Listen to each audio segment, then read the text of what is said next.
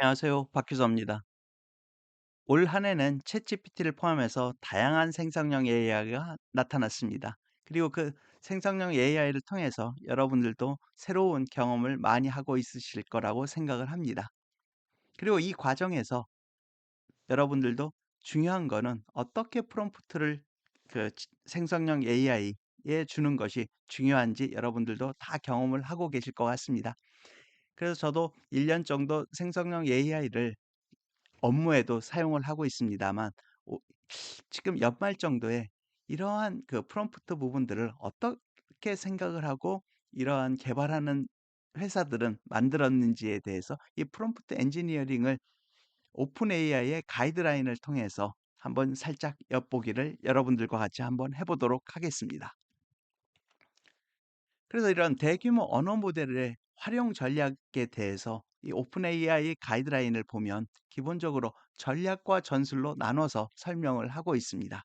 그리고 이러한 전략과 전술 부분은 어떤 개별적인 전략 전술을 이렇게 사용하는 것도 중요합니다만 중, 궁극에는 이러한 부분을 조합해서 그리고 여러분들이 생각하시는 또 개발자가 됐든 사용자가 됐든 그 사용 목적에 최적화된 접근 방법을 직접 찾아내는 부분도 중요하다라는 부분을 시사점으로 제시를 하고 있는 것 같습니다. 그러면 해당 전략과 전술에 대해서 한번 여러분들과 간략하게 살펴보도록 하겠습니다. 그 가이드라인에서는 프롬프트 엔지니어링에 있어서 6가지 전략을 보여주고 있습니다. 첫 번째는 명확하게 지침을 작성하는 부분. 그리고 두 번째는 레퍼런스할 수 있는 텍스트를 제공을 하면 더욱더 좋아진다는 거.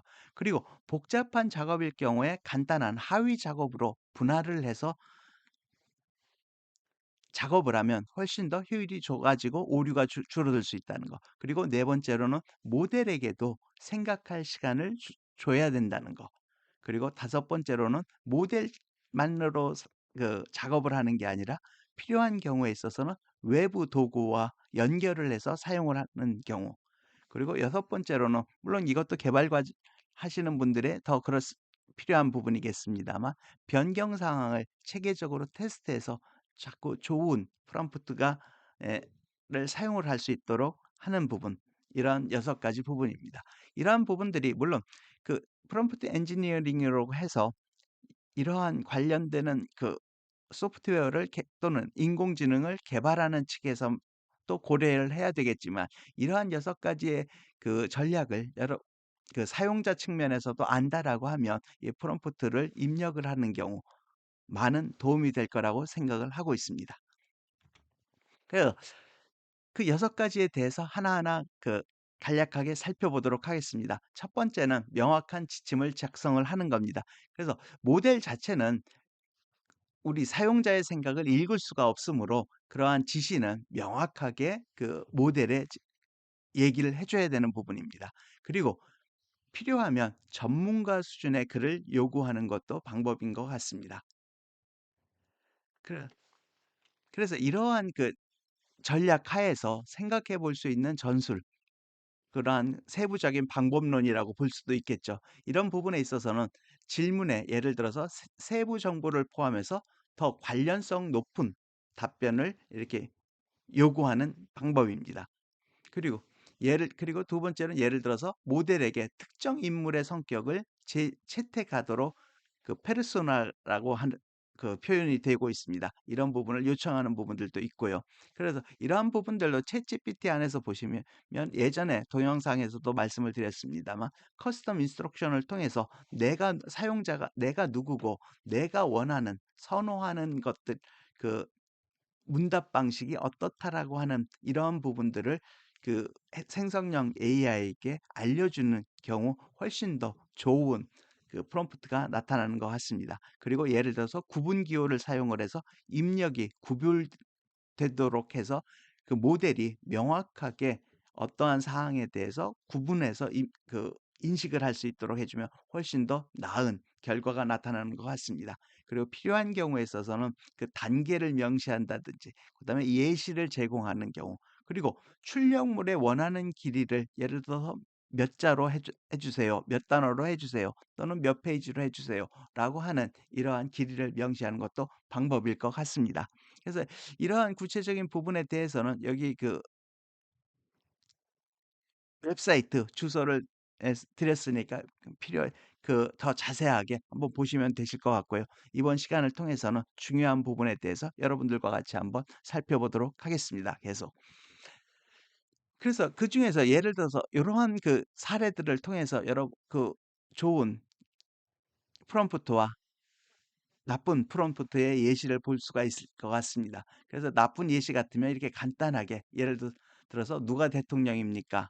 또는 라고 하는 이러한 프롬프트보다는 예를 들어 2021년 멕시코의 대통령은 누구였고 선거가 얼마나 자주 열리나요? 이렇게 하면 훨씬 더 다양한 그 좋은 그 결과를 얻을 수가 있는 것 같습니다. 그래서 저희들은 이 피보나치 수열을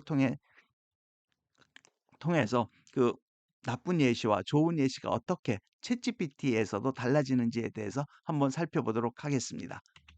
그래서 이 부분입니다. 그래서 이 부분에서 예를 들어 나쁜 예시와 좋은 예시가 있습니다. 그래서 그 오픈 AI의 가이드북에 있는 사례 부분을 그대로 저도 한번 물론 이제 국문으로 넣어도 됩니다.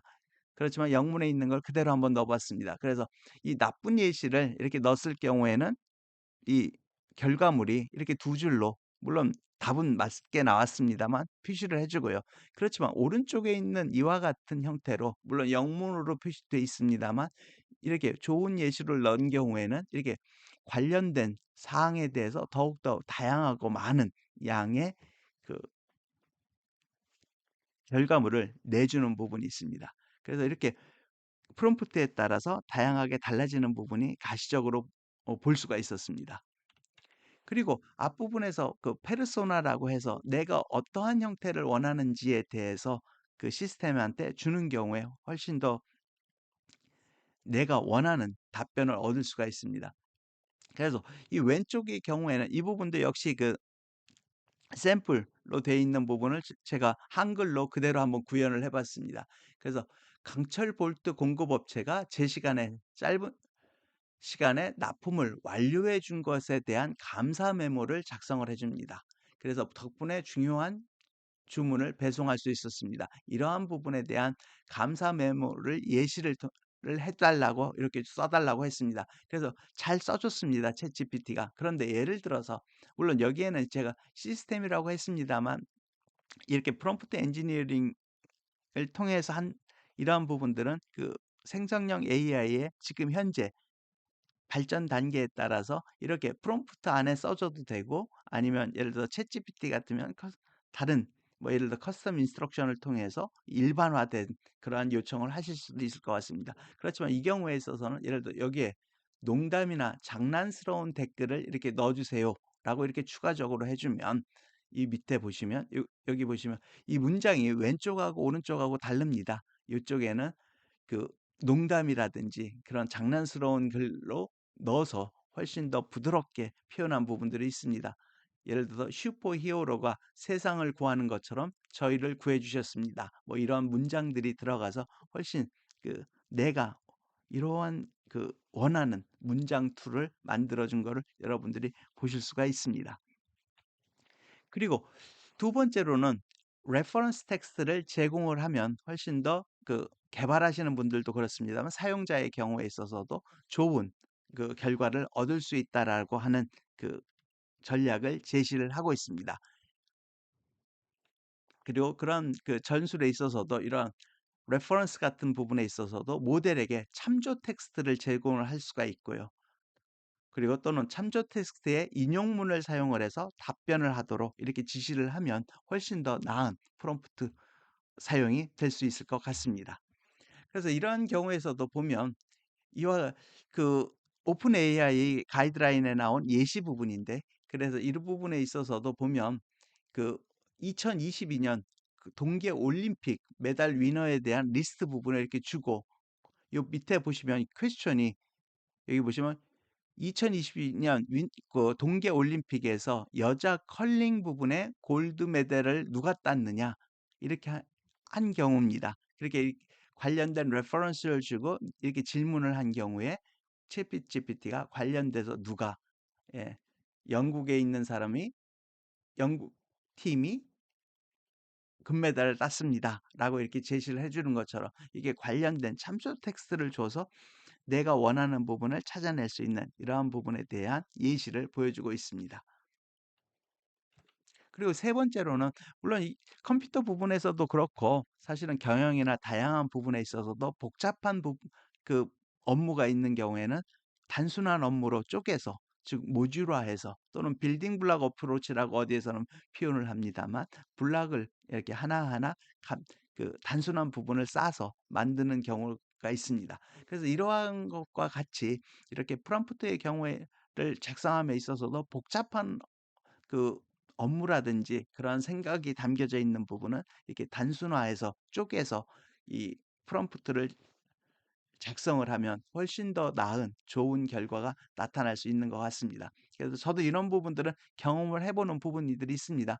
이 복잡한 부분들은 이 챗GPT가 이 단수 한두 문장으로 이렇게 써주면 그러한 모든 그 단계를 거치지 못하기 때문에 그 좋은 결과를 얻지 못하는 것 같습니다. 그런 부분들을 사람의 생각부터도 이렇게 쪼개서 프롬프트를 통해서 이 챗GPT라든지 생성형 AI에게 계속적인 대화를 통해서 단계별로 하면 훨씬 더 좋은 결과가 나타나는 부분을 저도 경험을 해본 바가 있습니다. 그래서 여러분들도 이런 그 복잡한 작업인 경우에는 간단한 하위 작업으로 그 분할을 해보시면 이 복잡한 작업에 여기 보시면 이 가이드라인에서도 말을 해주고 있습니다만 오류율을 훨씬 더 이렇게 줄일 수 있고 내가 원하는 결과를 얻을 수가 있는 것 같습니다.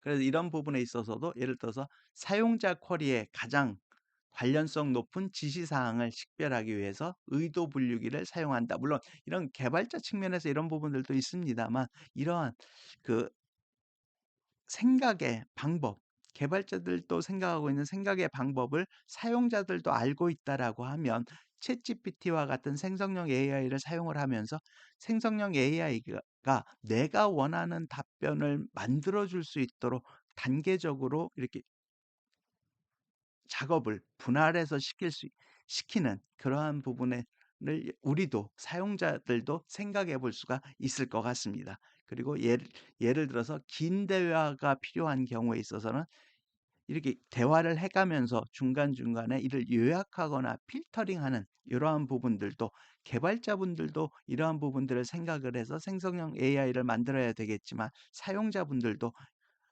이렇게 대화를 통해서 하다 보면 내가 원하는 목적을 달성할 수 있을 것 같습니다.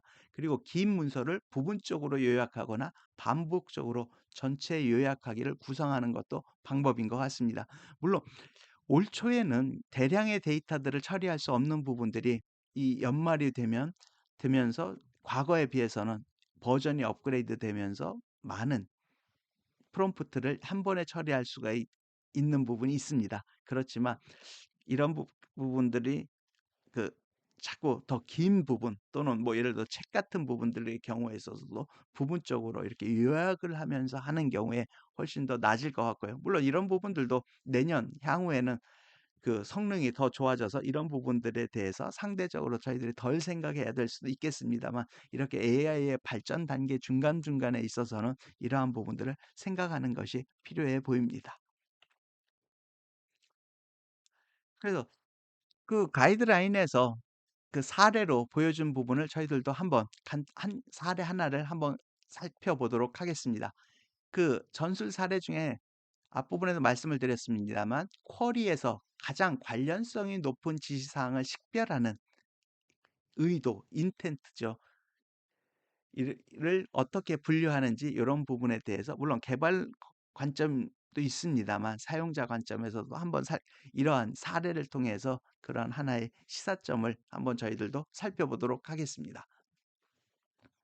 역시 이런 경우에 있어서의 그 장점은 여기부터 그 가이드라인에도 써 있었습니다만 작업의 단계를 수행하는데 이렇게 필요한 명령어만 포함되므로 단일 쿼리를 사용하여 전체 작업을 수행하는 것에 비해서 오류율이 낮아질 수 있는 그러한 부분들이 있습니다. 그래서 이 부분에 대한 그 예제 부분인데, 예를 들어서 고객 서비스의 경우에 있어서 어떠한 그 요청이 들어와 있는 경우, 그러한 요청이 그 여러 단계 중에서 어떠한 부분인지를 그 식별해 보는 그러한 하나의 생각하는 하나의 예라고 한번 보시면 될 것 같습니다. 그래서 예를 들어서 어떤 고객 서비스가 들어오면 그 부분 어떤 고객이 원하는 서비스가 어떠한 기본적인 카테고리에 포함이 되는지, 그리고 그 기본 카테고리 내에서도 어떠한 부분에 있는지에 대해서 이렇게 분류하는 그러한 부분입니다. 물론 이런 부분들을 그 챗GPT나 관련된 프로그램, 이런 부분들은 아마 저희들이 콜센터에 전화를 했을 때도 그 인공지능이 대답을 해주면 원하시는 게 어떤 작업이시죠? 하고 또 들어가면 그 하부로 들어가서도 또 어떠한 걸 원하십니까? 라고 하는 부분에 대해서도 여러분들도 많은 경험이 있으셨을 것 같습니다. 그래서 예를 들어서 이러한 경우에 이게 그러한 경우에 준하는 하나의 사례인데요. 예를 들어 지금 이 유저는 요 밑에 보시면 인터넷이 지금 작동을 하지 않습니다. 그럼 만약에 유저가 이렇게 인터넷이 작동되지 않습니다라고 하는 요청 사항이 들어왔을 때, 인공지능이 만약에 이러한 부분들에 대해서 업무를 처리를 한다라고 하면 어떠한 그 카테고리로 그게 분류가 돼야 되는지, 그런 부분들을 하나하나 체계적으로 분류해 나가는 부분이라고 보시면 될 것 같습니다. 그래서 기본 카테고리는 보시면 예를 들어서 이게 돈에 대한 요금에 대한 청구 관련인지, 또는 무슨 기술적인 문제가 있어서 그런 건지, 아니면 그 사람의 어떤 계정, 어카운트에 대한 문제인지, 아니면 기타 다른 일반 문의인지를 쪼갭니다. 그래서 그 각각의 부분에 대해서도 들어가 보시면, 예를 들어서 기술 지원인 같은 경우에는 어떤 문제가 있으면 이렇게 문제 해결인 건지, 어떤 장치에 대한 부분인지, 아니면 관련된 소프트 업데이트에 대한 부분인지, 이런 하위적인 그런 카테고리 부분이 있고요. 그래서 이 사례에서는 인터넷이 작동하지 않습니다 했으니까, 이런 부분들은 기술 지원이고 문제 해결을 원하는 부분이라고 생각하는 그런 부분이 있습니다. 그래서 이러한 생각을 가지고 이 고객의 요청 사항을 이렇게 생성형 AI가 받아들였을 때도, 이런 생성형 AI도 예를 들어서 이게 기술 지원이고 이게 문제 해결이라는 부분을 챗GPT가 인식을 해서 답변을 해줄 수 있도록 개발하는 과정에서도 이렇게 만들어져 있지만, 이러한 그 개발 과정을 생각해 봤을 때 사용자 측면에 있어서도 어떤 복잡한 부분들이 있으면 그러한 부분들을 이렇게 체계적으로 이렇게 분류를 통해서 내가 원하는 작업들이 어떤 것이고 그 하부 작업이 어떤 것이 있는지에 대해서 생각을 하면서 이런 프롬프트를 작성하시면 훨씬 더 나은 부분이 있을 것 같다는 생각을 해봤습니다. 그리고 모델에 대해서도 사람도 그렇습니다만, 모델도 컴퓨터이기 때문에 빠를 거라고 생각을 저도 했습니다만, 생각할 시간을 줘야 된다, 이런 부분들도 저도 다시 한번 새롭게 생각한 부분입니다. 그래서 즉각적인 대답보다는 모델에 대해서도 이렇게 생각할 수 있는, 어떻게 사람에 비해서는 훨씬 더 짧은 시간이겠습니다만, 그 시간, 또는 그게 시간이 아니라 생각할 단계를 만들어주는 것이 저희들이 이 생성형 AI를 잘 이용하는 방법인 것 같습니다. 그래서 여기서 보시면 즉각적인 대답보다는 답변을 생각하는 시간, 물론 이게 시간일 수도 있고, 좀 전에 말씀드렸듯이 어떤 단계, 그런 단계를 밟을 수 있도록 유도를 하는 것이 필요해 보입니다. 네, 여기 그 사고 과정이라고도 표현이 될 수도 있을 것 같습니다. 그래서 모델을 사용함에 있어서 예를 들어 전수를 잠깐 보면, 자체적으로 해결책을 마련하도록 이렇게 저희들이 요청 또는 지시를 하는 게 필요해 보이고요. 그다음에 챗GPT와 같은 생성형 AI 안에서 자체적으로 어떠한 생각을 또는 어떠한 퀘리를 생각을 해서 그 추론 과정을 할 수 있도록 만드는 것이 필요해 보입니다. 사용자 측면에서는. 물론 개발자 측면에서는 이런 부분들이 사용자에게 보이지 않도록 그 내부적으로 그런 부분이 처리될 수 있도록 해주는 것이 필요해 보이고요. 그리고 외부 도구 사용입니다. 이러한 부분들도 연초에 비해서는 많이 발전을 했습니다. 단순히 챗GPT라든지 그런 생성형 AI가 자체적으로만 도는 게 아니라 생성형 AI가 못하는 부분, 예를 들어 수학적인 부분을 못하면 그걸 잘할 수 있는 예를 들어 플러그인을 가져온다든지 또는 관련된 다른 그 프로그램과의 API를 통해서 연결을 통해서 사용을 해보면 될 것 같습니다. 챗GPT도 그 모양 또는 그 안에 들어가 있는 API라든지 플러그인들이 다양하게 바뀌고 그걸 할 수 있는 부분들이 그 방법이 계속적으로 변화를 하고 있는 것 같습니다. 1년 내를 봤을 때도요. 그래서 지금 현재도 보면 챗GPT 4.0의 경우 웬만한 것들은 그대로 4.0을 사용을 해도 되고요. 그렇지만 어떤 경우에 있어서는 플러그인을 갖다 사용을 하는 경우 그리고 또는 달리라든지 또는 애널라이즈를 통해서 사용하는 여러 가지 방법들이 있습니다. 그래서 그 사용 목적에 따라서 챗GPT 자체만으로서는 활용되지 않을 때는 내가 특정 언어한 어떤 그 툴을 연결을 해서 사용을 하는 경우 훨씬 더 파워풀하고 강력한 결과를 얻는 경우가 있습니다. 그래서 이런 외부 도구 사용 부분도 그 챗GPT가 자꾸 발전하면서 또는 다른 생성형 AI도 그렇습니다만 자동적으로 찾아주는 경우들도 있습니다만 경우에 따라서는 아직까지는 내가 특정 도메인의 특정한 부분들의 그 태스크를 할 경우에는 그걸 잘하는 외부 도구와 연결시키는 것이 아직까지는 필요해 보이는 것 같습니다. 그렇지만 이러한 부분들을 같이 활용을 하는 경우에 훨씬 더 다양한 업무의 것을 할 수 있는 것이 많은 것 같습니다. 이 부분도 참고를 해 주시면 되실 것 같고요. 제가 좀 전에 말씀드렸듯이 이렇게 외부 API라든지 그리고 뭐 챗GPT 같으면 다양한 플러그인 그리고 관련된 다양한 그 다른 프로그램을 연계해서 사용을 하시면 되실 것 같습니다. 그리고 물론 이건 개발하시는 분들 입장이겠습니다만 변경 사항이 있는 경우에 체계적으로 자꾸 테스트를 해보는 것이 필요해 보이고요.